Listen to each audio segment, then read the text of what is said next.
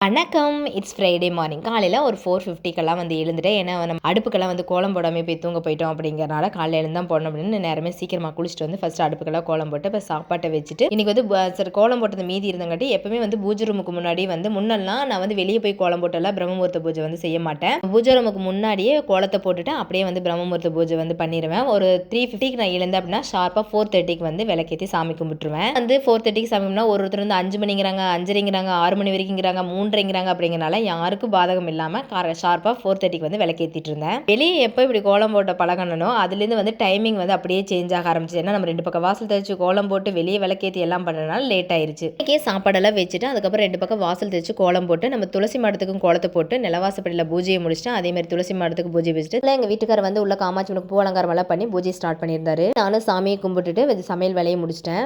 விளக்குக்கான அந்த மாலையும் பூ மாலை சாமிக்கு வந்து நான் தான் கட்டியிருந்தேன். எப்படி இருக்குதுன்னு பார்த்துட்டு சொல்லுங்க. நாளைக்கு ஒரு வீடியோல பார்க்கலாம்.